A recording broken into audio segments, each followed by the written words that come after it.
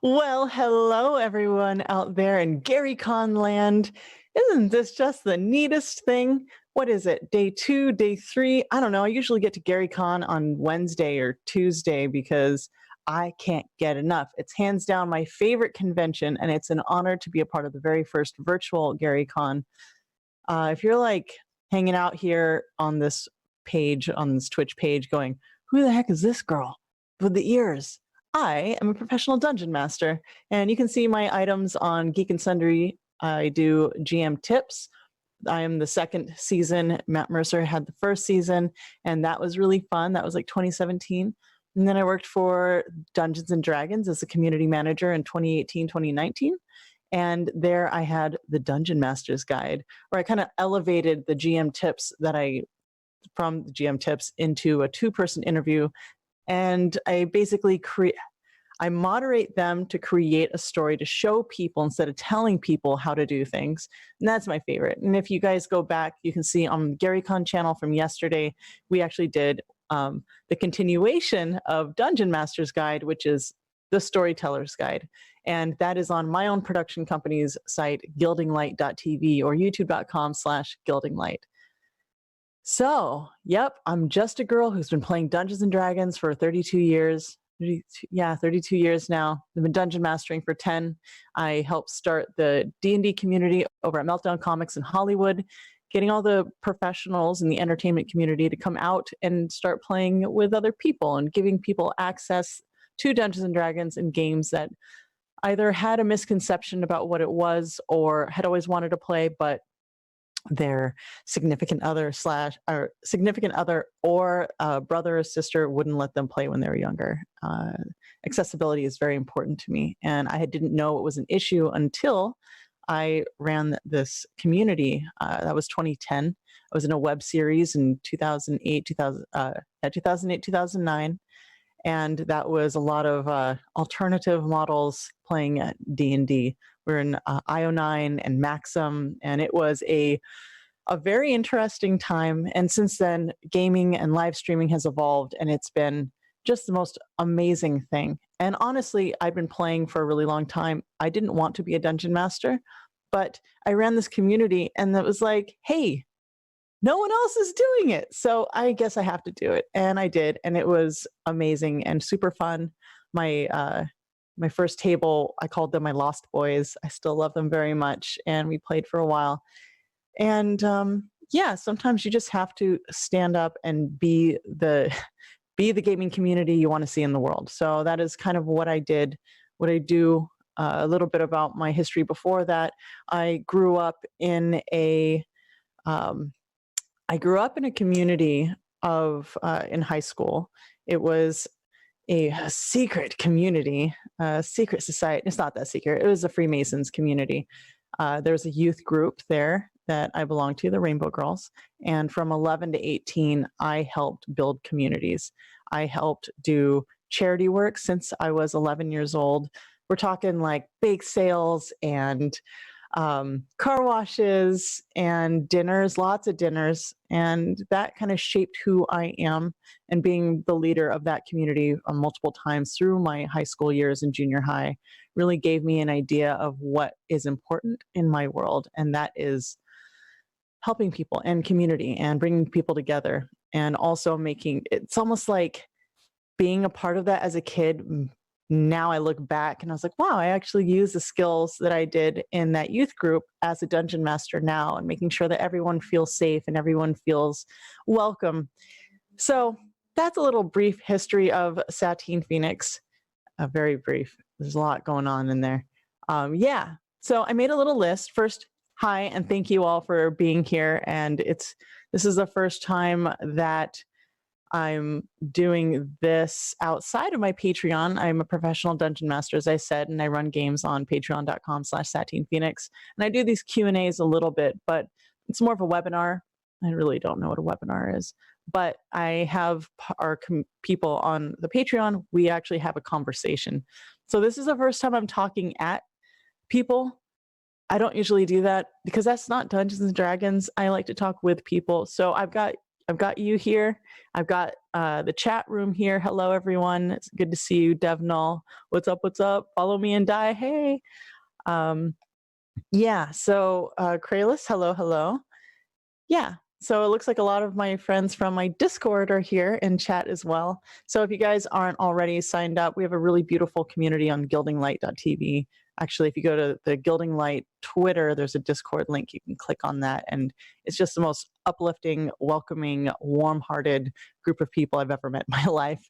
So please sign up for that and join our community of happy, warm, heart-filling gamers. So, yeah, let's see here. I made a list of things. I wish I had another monitor behind me that was like a fireplace, like, you know. Ah, Jimmy, I can hear you. How's it going over there? Jimmy from Wizards of the Couch, thank you so much for producing this. I really appreciate it. You've been remarkable. You know, sometimes I think about, you know, you run your game, you're a dungeon master, you do it all yourself, everyone comes over, sometimes people bring food, sometimes they don't. But when you're doing live streams, it takes more than just a person to run a live stream. Let's see, Jimmy has not only done 3 of these, he's also helped train Gray over at World Builders. They sponsored the Sirens game yesterday, and yeah, it takes a village, and I'm very impressed. So, let's start off with my notes, because I actually am more prepared for this than I am my games. Spoilers. Okay.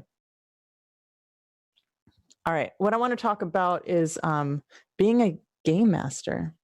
Like, there's lots of reasons and lots of kinds. There's a lot of kinds of game masters, a lot of reasons for becoming a game master. I became a game master because I was fulfilling a need in the community that just didn't have it. And I'm like, okay, well, I have this community. I've got 30 people who want to play, and I'm the only game master. And eventually we had another game master very soon after who ran a table, who I think they're still playing now 10 years later. It's very awesome. But sometimes you become a game master to facilitate for others. And sometimes, like I'm writing in this book that it's on, I'm now a game master to facilitate fun for people, but also giving people a space to explore who they are inside, explore who they want to become, maybe try out a different part of themselves that they are not comfortable in. I'm a game master to help other people build confidence within themselves. And I do this, at first it wasn't something I thought about. At first it was like, oh, this is cool. This is something I noticed. This is another thing I noticed. But now I'm a little more purposeful. You're a game master, you're at your table, and you have all of your players, and every single person. I play with hundreds of people a year, and everybody's different. And being able to recognize the strengths in everyone, and watching and listening to what people want, and being able to facilitate their different requirements for playing, and then also making it cohesive so that everyone, I can attempt to facilitate either healing or exploration within internal exploration or verbal, right? Because a lot of people aren't comfortable talking in front of other people. Yeah, I think that is why I am a game master. And some people are game masters because they have stories to tell. I have a ton of writer friends here in Los Angeles and in a couple other places that they explore story ideas. And so they'll actually have pre-generated characters of NPCs in their world, and they actually have people play characters in their novels or their screenplays and kind of feel what it would be like and how they would respond in their world, in their story. So that's actually a really fun thing to think about. I don't know if any of you guys do that out there. Oh yeah, I got chat right here. Do you guys do that kind of stuff with your games? Are you writers? Are you screenwriters? Do you make games just to sell them on the DM's Guild or the other places? It's like drive-through RPG. Sometimes people are in this just to make money, and you know what? That's cool. That's really hard work, but you know, everything's hard work. Yeah. So moving on. I wanted to talk a little bit about game design. Now, I don't consider myself a game designer. However, as a dungeon master, if you want to be a good dungeon master, no. If you want to be an excellent dungeon master, it's easy to be a good dungeon master. You listen, we'll go over some of those things.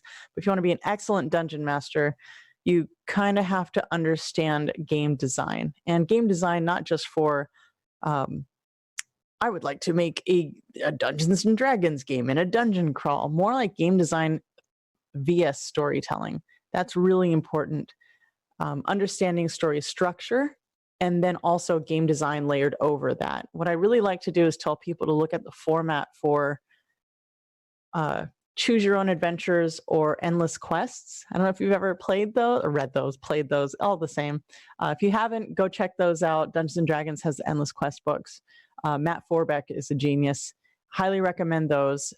Yes, it is a bit of a railroady thing, but it's good training wheels to understand the way and how to like fine tune the choice tree. And then from there, I like to study psychology so that I can have an understanding of where people might go and why. And even further, I like to think about um, theme. So when I make a story, I look at the choice tree, the the the theme, and then what kind of psychology to maneuver within all of the storytelling ways, the act structure, and it's like this weird um it's like a bubble of things. So this is what the inside of my head looks like. Here's your like your your your story structure, then you've got your uh like choice tree, and then over here you have all the different kinds of psychology to choose from to facilitate this.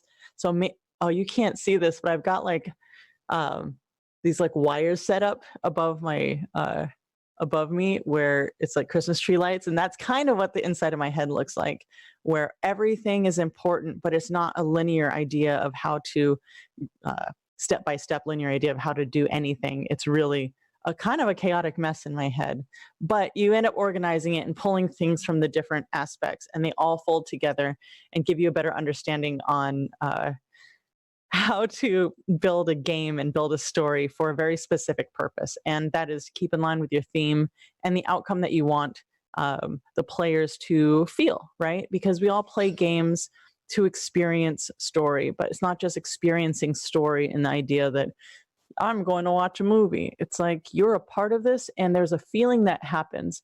Do you want to scare your players? Do you want them to feel like they're achieving something? All these things are really important.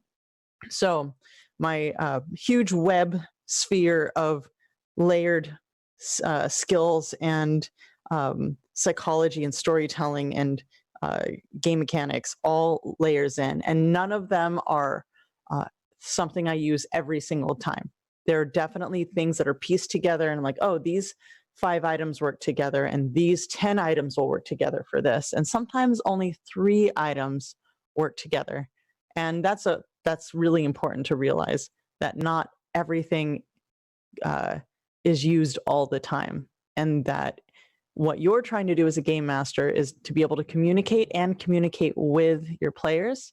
So it's important to understand and at the same time listen to your players, so you are listening to what they are capable of processing at the same time as well. So perhaps you use 6 elements in your story creation, adventure creation, but your players suddenly, 20 minutes in, you realize they actually can only handle 3 of those items that you pulled to put together. And so you have to be able to be modular and push and pull this. I'm now realizing that maybe I put a lot of thought, maybe too much into my gaming, but I also never do anything just because. This is my there's a purpose in everything. And I do feel that it's important to have a lot of skills and have a lot of information, be able to pull and then kind of navigate depending on who's playing at your table. And that goes further into if you're live streaming, who your audience is and why they are interested in the story that you're telling, the story that you and your friends are telling, and then how to, then that goes into branding. And that's a whole other business storytelling type of thing. So I'm going to look at the chat now. All right, what do we got here? We've got Follow Me and Die. Follow Me and Die. Larry was in a game that I ran on Thursday that was a 6.5-hour game. That was very fun. He says, players are a great resource. Their crosstalk at the table fleshes out the world. Watching players interact with the world brings it to life and is the big part of my fun in running games. Yeah, I don't like crosstalk. Here's a little GM tip that I use. So at my table, I tell people don't crosstalk. I say interact with one another. And if you're not in that scene, then write notes to each other, because I do find that talking over other people, even if you're on other sides of the table, it is very distracting and it's really hard. So I have brain damage. I was in a car accident 5 years ago, and some days are really good. Today's a pretty good brain day. Some days are not, and I can't keep track. I can't add, I can't subtract, I can't math, I can't keep track of distances or who goes where and when. So yeah, crosstalk only scrambles my eggs even more. So I tell my players straight up, please don't crosstalk. I do facilitate something for them. So I usually give them a notebook, my ongoing campaign characters or players. I give them a notebook, and that way they have something to write to each other with. And they'll pass notes, and they'll pass me notes if they have questions. And what I like about that, and maybe they don't know this is happening, but they're now aware and patient of the other people. And that self-awareness in gaming is so important. When I play casually, I notice that there's a lack of self-awareness. And even when I'm so when I'm playing in other games and I'm a little more casual, I do tend to forget, like, oh yeah, no, this game master spent so much time on this story. I need to be present. These people are offering up their free time. I need to be so much more present. And then I become more careful about my crosstalk.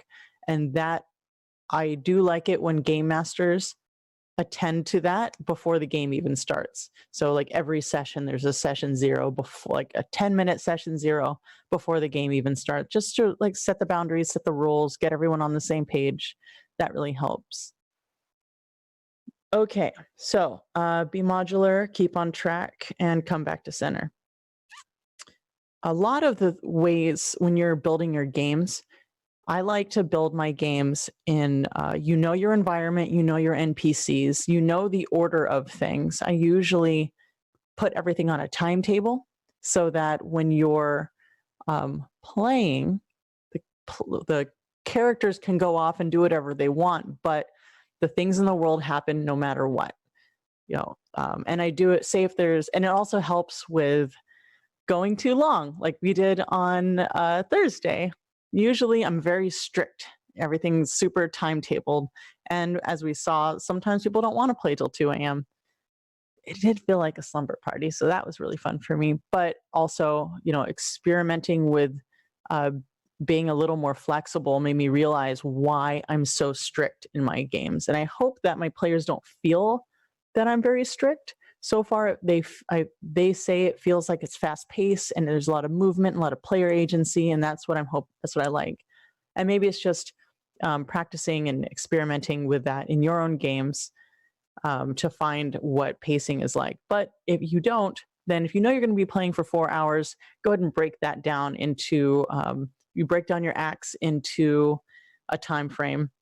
You have your introduction phase, you have your, you know, inciting incident at, you know, 30 minutes in, you've got your first combat for 40, 45 minutes. And that said, you know, they don't have to kill all the monsters. And what happens if they let some get away? Yeah, that makes me really happy just to think about, because there's consequences to everything that you do. So say your characters have wandered off and they're now going shopping. They want to go shopping. Well, the bad guys aren't going to wait around for them to get back from shopping. And suddenly they hear an explosion on the other side of the city and they realize they were the ones that were supposed to stop that explosion. So that's a really fun thing to play with. Be modular. So you have, say they need, you want to get them back on track. That thing happened over here. You want to get them back on track. Well, you can actually move around NPCs to make them a little more convenient. And yeah, it might feel a little strange, but then you think to yourself, what are we doing? We're playing a game. The whole point of the game is cooperation and forward momentum. And if they feel discouraged too long, I do like a little bit of a discouragement, because then that gives them a little, oh man, we really need to keep moving. But spending too much time in a negative emotional space, there's too many low beats, and you got to bring that beat back up. And that comes back to understanding storytelling. For those of you out there who have only played games and are dungeon masters from all the games that you've played in and or just games that you've run, highly recommend checking out a few different books. So there's a book called The Hero with a Thousand Faces by Joseph Campbell, and that talks about the hero's journey. Now you guys can go and Google right now, the hero's journey. There's a pictograph, and it just says it's broken down into quarters, and that's broken down into eighths of, in ordinary world, and then you'll see. Just Google it. It's really cool. But that kind of shows you the path of your story, and that helps you. You can actually break down a 3-act or 4 or 5-act play script. I write in scripts, so you can break down your adventure into that. And those are really cool to understand and learn about, because you don't have to recreate the wheel. This stuff is like designed. This stuff has been in stories for thousands of years, and Joseph Campbell he went in, did a ton of research, and found the key elements in these ancient stories and why they're so important. And now you have an understanding of, like, if you follow this rule, then your story is always going to be good. Usually stories that don't follow the hero's journey rule, they're not always so good. My old writer friend and I, we created the action heroine's journey to have an understanding of the importance of the female's journey based on Maslow's hierarchy of needs. This is why psychology is very important. So the hero's journey, study that. The action heroine's journey, well, it's here and it's like back there. But the other book that I really, really like, this is on script writing, but really it's for storytelling of all kinds. And it's called Story by Robert McKee. And what I really love about this is he goes on and on about the purpose, right? A lot of times when people are creating stories, they're like beginning, middle, and end, bad guy and the good guys. And understanding what the needs are of all these people, and why the bad guys are the bad guys, and why the good guys are the good guys, and how does perspective change any of that? And encounters, when you have NPCs in an encounter, monsters or nobles, whatever, usually they're there because of a reason. So my big take on the story book on story called Story is every scene has a purpose. Every person in this, every monster in this has a reason to be there, and they have a need, and everyone is there to do the thing to accomplish their need. And thinking about that when you're creating your stories is very, very important. There are lots of other books that you can read, but those are my 2 tops for, just game design, game adventuring stories. Yeah. Okay. It's All right. So before I move on to players, do you guys have any questions? I've got my chat pulled up here. I've got my Discord down here. Hi, everyone in Discord. Yeah. Let's see.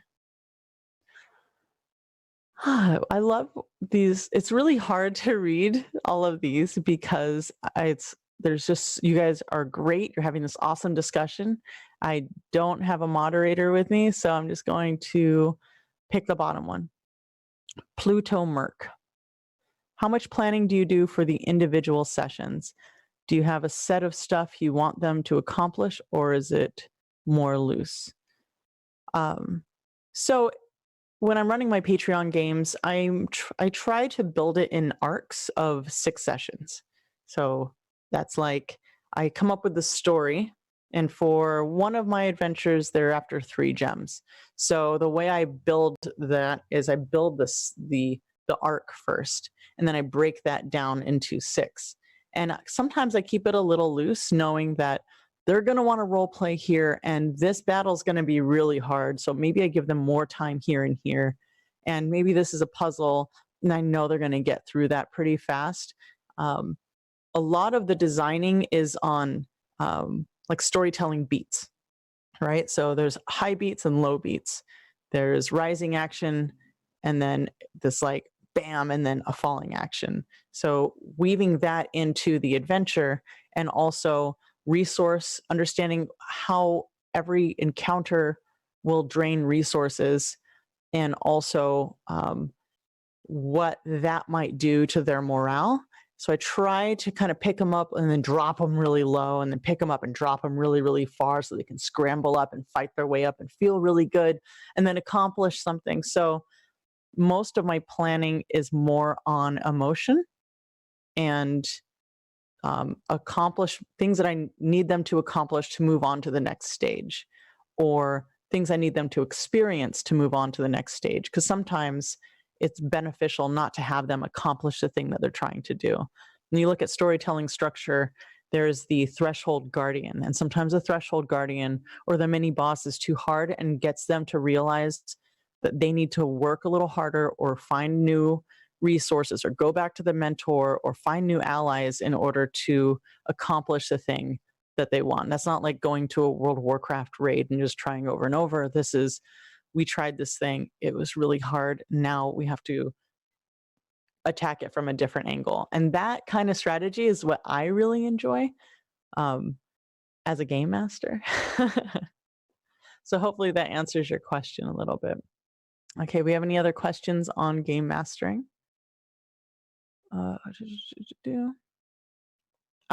Kralis here on the Discord. What's up, buddy? Yeah, Pluto Merc. Yeah, you can ask in the Discord. Okay. Kralis asks, do you prepare differently for in real life games as virtual games? Oh boy, I guess I should talk about this part because man, I am now realizing that there's just different ways of telling stories. And when I say different, I mean really, really different. So real life games are great because there's this you can feel, right? And I'm a very feely game master. I like to feel the energy from different players, and if I feel that one of them is kind of going quiet and they need that quiet, I let them go for a little bit and I pull them back up and I get them back in the game. Someone's too loud, I push them. A lot of emotional push and pulling. It's easier to connect with people at your table, 1,000%. You can watch everybody all at the same time. There's a different, you can see what their hands are doing. You can see where they're looking. You can listen to the things that they're saying that they're not actually saying. You know, you listen to their quiet, and it's so much easier to play in real life. There's a lot of trust that has to happen on virtual games. Virtual games, there's lag that happens.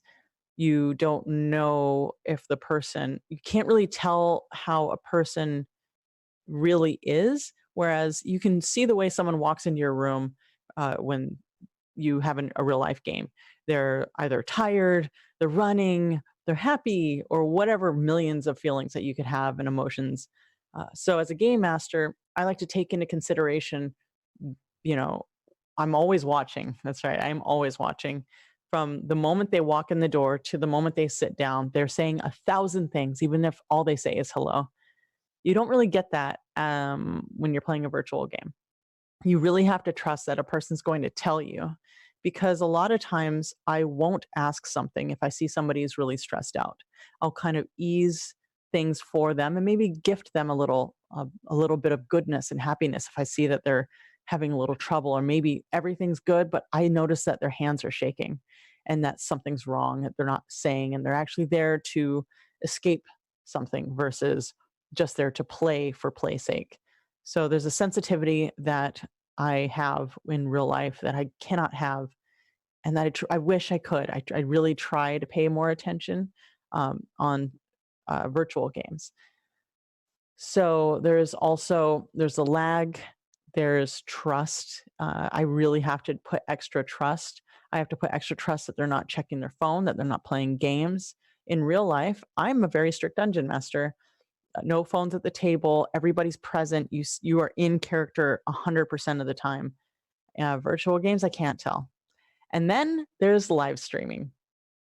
I think I prefer live stream in real life games to any other game. And that's like a good 3-hour live stream game where everyone knows the stakes, that you are there to perform. I love performing. I love being around performers. There is an improv beat that's just, it's this. Everyone keeps pace and they're like, well, we're doing the thing. I'm making a decision. Was it the right? Nope. It's for, we're making it for story. And they go and they go, and there's a movement and a speed and a playfulness. And also, there are all these other rules. It is harder for me as a game master because I'm also producing and directing, because I have to have eyes on everybody. And usually the tables are canted, so I can't really see everybody properly, but I kind of can. We do a thing called eyes where we all look at each other. We hold hands right before we go on. Yeah, there's a set of rules that we have established. I'm mostly talking about the Sirens. That's my band. That's my bard band, and we have so much fun. And over the last couple years, we've established a way of playing that is clean and that's playful and that works with each other. And I'm very proud of it. And I prefer playing the way that we play with the Sirens live. We did have our first one yesterday virtual, and it was a little rough, especially since the lag is so bad. So they can't actually perform together, which is brutal because that's kind of their magic, But they did still perform, and we enjoyed each other's songs. But yeah, so live streaming, virtual gaming, in real life gaming that's not on stream. And then there's virtual stream gaming. And that one's hard. That one's extra, extra hard. Almost everyone kind of has to agree that they're playing a railroad, because you'll see in some games the pacing is hard. The pacing is so hard.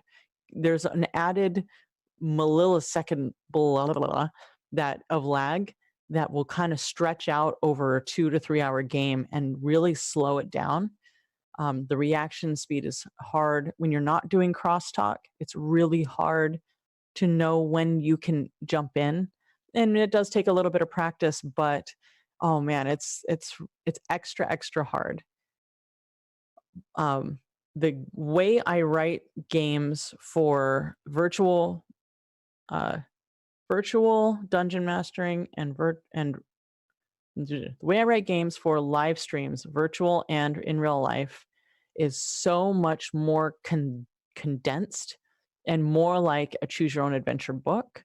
But I'm doing it because it's less for the strategy of the encounter and fights, because there's a lot of pressure. And when you have a camera on and you have to perform and you have to make sure you look good and also that you sound good and also you're making decisions and movement and improving and then solving puzzles and strategy for, combat, it's just sometimes it's too much.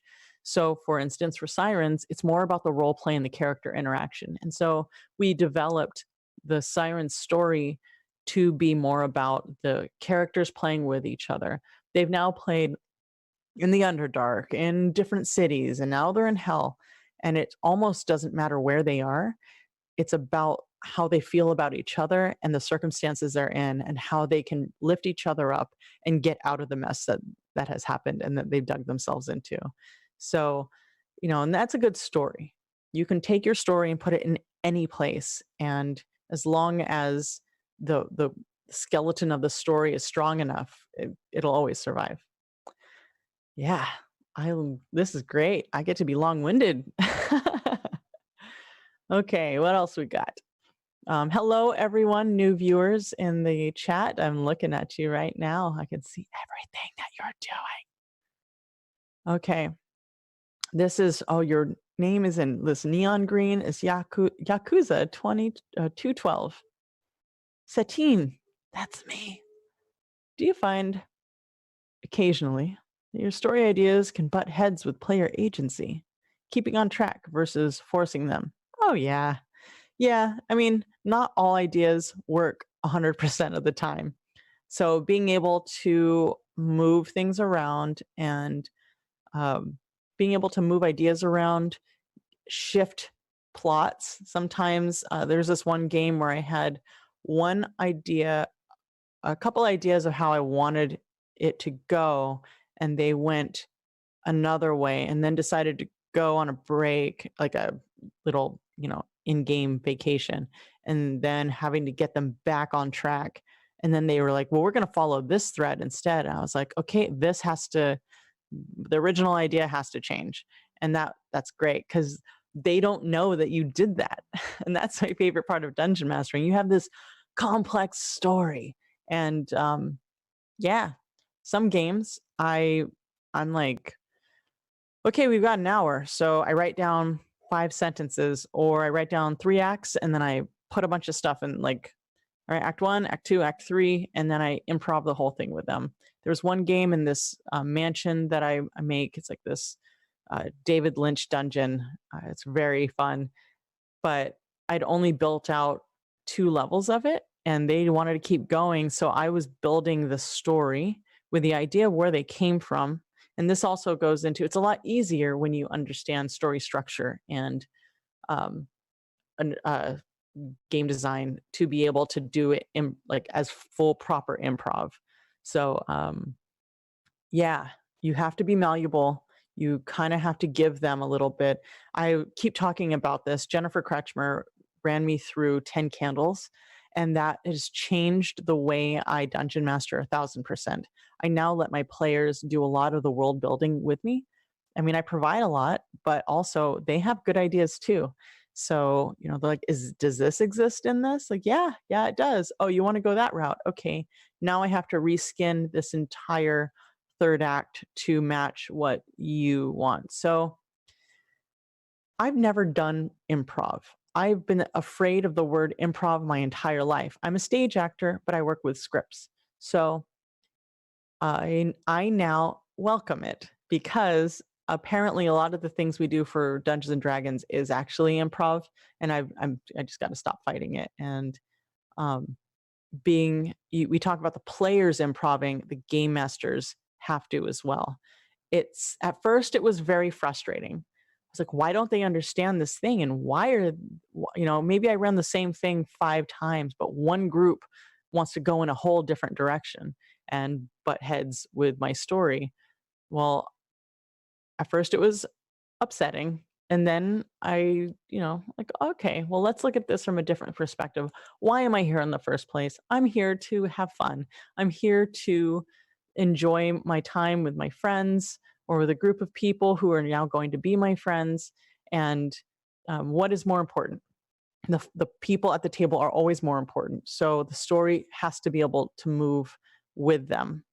And you can let them maneuver, but if you know your story, you can place things where they need to be or reskin things. All right, we have here Ezra. Was that Batty? How do you go about making characters truly feel like epic heroes? It's easy to describe how they cleave a goblin in half with their great sword or immolate them into flames with a spell as they get the killing blow. How do you go that extra mile?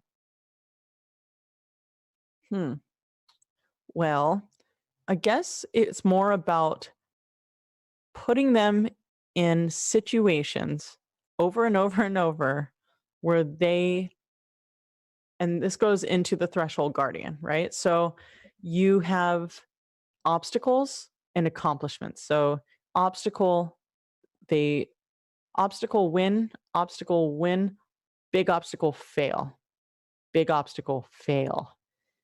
And so if they can fail a couple times and then you give them another big obstacle and they go again, then it's like, oh, we did it. We finally did it.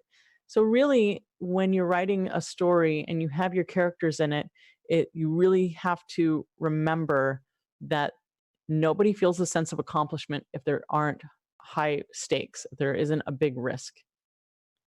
Yeah, I like that answer. Kralis says, some characters just butt heads. As a DM that's not in favor of PvP, how do you keep them from fighting each other? Yep, I straight up say no PvP in my game. If they want to do a little bit of intimidation or some skill checks against one another, totally cool. But I now I just don't let my players not know each other. Like we're gonna start. I don't like PvP. I actually hate PvP. We're just gonna start where you all know each other. You've gone through your trials and tribulations of early friendship, and you have been friends. And for those of you out there who've played in my convention games, I usually start with a very short background recap where we all tell each other a tale of that time we went into the forest, and in that forest there was a campfire, and then a monster came out and it chased us, and we lost items, and somebody sacrificed themselves to let us get away, and maybe somebody else died, and we build a backstory, and that 5 to 10 minute exercise actually builds like a 3-year history in 10 minutes. And even though it's fast, all of a sudden you're carrying that 10 minutes with you through the entire adventure. That helps with trust. It helps prevent PvP. Prevent PvP in your games. Okay. Yeah. All right. More dungeon master questions. Okay, let's see. We have, should we do this? Okay. Mimiko. I believe that is what your name says from this far away. Do you have any tips for a new DM that is nervous taking on that role? Nervous they won't be good enough. Here's the thing. I'll never feel good enough. Usually, I'm a grumpy face after my games. And this I don't really tell anybody about. I don't feel like I did what I wanted to do. And I'm really hard on myself. I'll always be hard on myself. But I always go back and then I'm like, okay, this is how it went. This is how I can make it better. You pretty much don't want to see my face after a game. There's always a review, and I'm like, okay, all right, I could have done better, and I wasn't communicating this or whatever. And I've been dungeon mastering for 10 years. I've been playing for a really long time. And it's yeah. To answer your question on on starting new, run a pre-made module. Run a game that's already been written, so you're not actually so you don't have to invent anything. And a lot of times, like the beginner levels, level 1 to 3, will train you on how to run a game. You don't have to invent anything. And also look for beginner modules. There's tons out there on the DMs Guild that you can just read and reread and reread. I also recommend playing in a lot of games with different dungeon masters. Play, and even you dungeon masters, play in other people's games, because you can see how different dungeon masters run their games. You can see different house rules, because the Dungeon Master's Guide is a guide. It is not a fixed rule set. Every dungeon master has a chance to change the rules. And you guys need to know that. That's real talk. You can ask any of the guys over at Dungeons and Dragons. We've had long conversations about this. This is my serious face. So read and read and read. And a lot of times people are nervous for a couple reasons. You feel like you haven't prepared enough. If you read modules, you'll realize that what is there is enough to run a game. And that is how prepared you should be. You don't need to tell your players about the history of Faerun, because only what is necessary in this one moment, in this one place, is what is necessary. So there's knowledge. That is why people get nervous. There's talking in front of people. That is a very nerve-wracking thing. Eat a banana. As a beta blocker, if you go on stage or do any public speaking, eat a banana before. I have a oatmeal, flaxseed, chia, banana oatmeal every morning because that is a thing. I get nervous. I actually do jumping jacks and do push-ups, and I get amped up right before I go live on anything. I'm like, and then I raise up and I get excited and I smile, and then boom, I can perform. And performing is dungeon mastering or being on stage or in front of a camera. Another reason people might feel nervous is they don't want to mess up. Guess what? Nobody knows what you know except for you, and nobody knows if you fail except for you. There's no reason to tell them. And sometimes they get really scared when you are sitting there thinking. This is where you learn your poker face. You're sitting there thinking, you look through your notes, you look up, and you just roll your dice. Because sometimes it means nothing. It's spoilers for players, but yeah, sometimes you just do that because you need some time to think about something. Maybe you, yeah. So nervous, nervous, nervous. Your friends are there because they want to play with you. They want to know your style of game mastering. You are not Matt Mercer. You are not Adam Coble. You are not Satine Phoenix. You are you. They could come to any of our shows or play in our games that we have for the public, and they could be playing with us, but instead they choose you. So they already are invested in your ideas, and your ideas are good to them. So yeah, give yourself a little break. And when I start my games, I almost every time say, I have brain damage and I'm not going to remember everything. I actually use D&D Beyond as a crutch now because I felt so bad after the accident. So I was like, oh, there's no way I can do this again. I can't dungeon master anymore. And it's like, guess what? You don't have to remember everything. You can say you run 4 games and then you realize every game you forget this thing. You can bring that up on D&D Beyond or write a note and tab it to something. Respond and reflect to yourself. So for you new game masters out there, be kind to yourselves, learn poker face, and run other people's pre-written games. Get in the flow of pacing and get into the flow of what people are used to in games. And then when you're ready to extend, then write your own games, write your own modules, start moving, oh, here's an encounter from this and here's a plot from this, and just start mishmashing. That's how you learn. Or you can just go in face first and write your own adventure. That's another thing that you can do. But try not to be so hard on yourself, because only experience builds skills. And okay, I don't know how many of you know about the 10,000 hour rule, but Malcolm Gladwell wrote a book on the 10,000. I don't know what it's called. I can't remember what it's called. But it's on 10,000 hours to be a master at anything. That is 8 hours a day, 5 days a week for 5 years, I believe. So what is that? Oh, excuse me. What is what is that? That's college, right? That's high school. That's college. That is 10 years as a dungeon master, as a hobby, you know? That is art school. That's how you get better at things, is by doing it over and over and over and over and over. Also, listening. One of the things that people don't understand is listening, learning how to listen to your players, learning how to listen as a player when other people are dungeon mastering, how to listen to other players' comments and criticisms, learning how to shut the hell up and listen, like really listen, is so important to learning and getting better at anything. There is a book that I love, and that's Nonviolent Communication. Go look it up. Audio, get on Audible, listen to it at 1.5. It's like a 2.5 hour audio.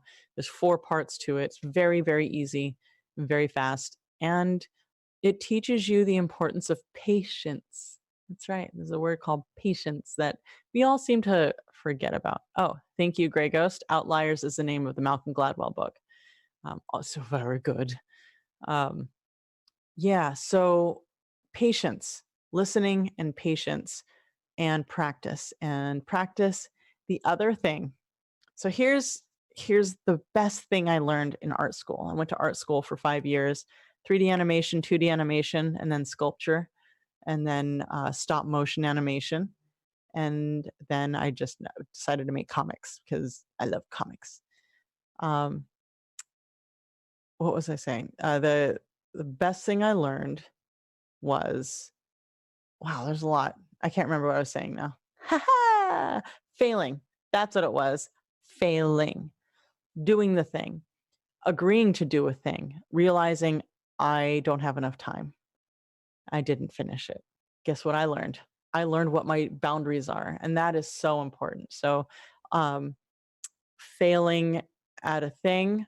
There was one game on my Patreon that I ran where I ran it for an hour and a half, and I was like, my brain is so bad. And I admitted, I was like, you know what? We need to reschedule.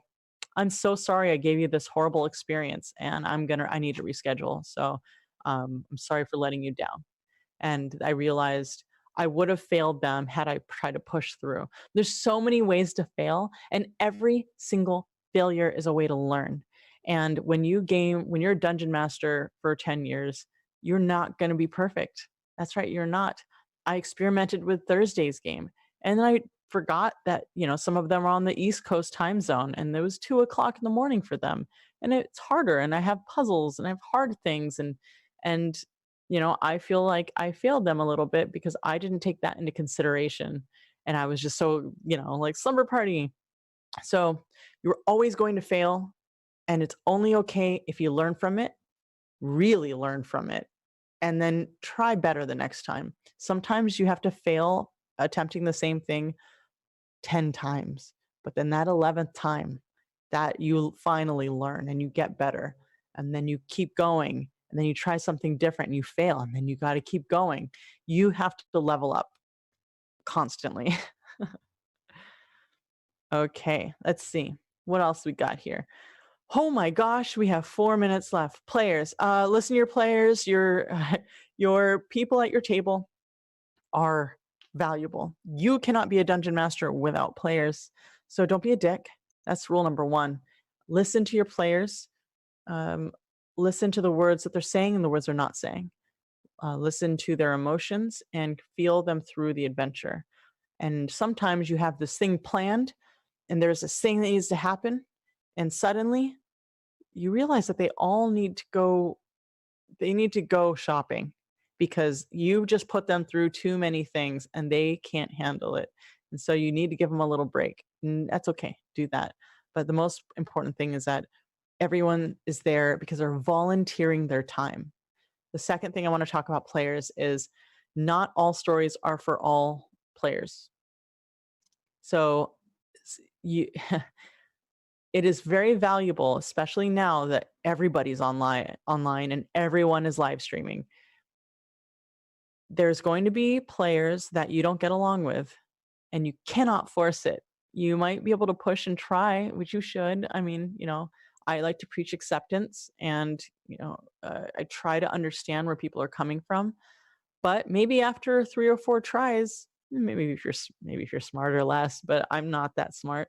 Um, After 3 or 4 tries, you just don't see eye to eye, and you have to accept a couple things. You don't have to get along. You don't have to play in each other's games. It's okay to say, I'm sorry, but we're gonna have to agree to disagree. And this, I think we want to tell the different stories, and something I might do would be like, hey, why don't you try so and so stories? Because it sounds like you are more into this, and I'm more into that. Um, I really try not to hold the fact that not everyone wants to play in my. No, that's not what I want to say. I try to understand that my story isn't for all people. You know, sirens, not everyone wants to see a bunch of performers, uplifting themselves through the realms. They just don't. They want to see a more dramatic story. And so I'm not going to be upset that someone hasn't seen sirens. That doesn't make any sense.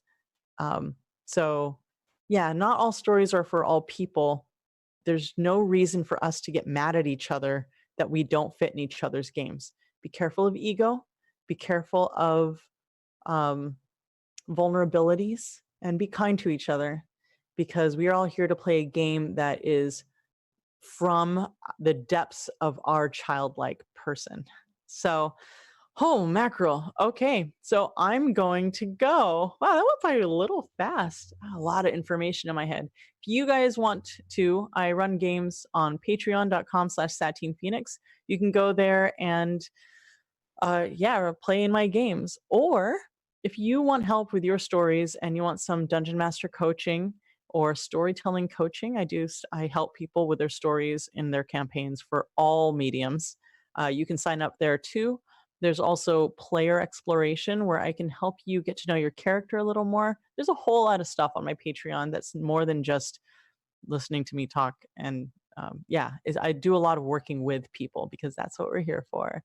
Also, I guess I could talk about it now. A lot of converting to Roll20. I'm working with Roll20 on a new show called Game Advice with Satine Phoenix. It's like really hardcore. There was GMTips, there was Storyteller's Guide. Now we're like how to virtual gaming. And that's Game Advice with Satine Phoenix on Roll20. That will be out, I don't know when. We should start filming in the next couple weeks. And so that's going to be really cool. But hit me up on at Satine Phoenix on all the social medias. Join the Discord on gildinglight.tv, or actually, if you go to Gilding Light's YouTube, scratch all that. Gilding Light Twitter, there is a link to the Discord. You should join up because it's a whole group of people who support one another, and we're all gamers, and it's the most uplifting place. It's my happy place. Thank you, Virtual Garycon, for putting up this amazing convention in 2 weeks. Thank you to Jimmy over at Wizards of the Couch for doing this. Totally remarkable last minute awesomeness. And thank you to whoever's next, because you are part of this community. All right, have a great day, guys. See you later.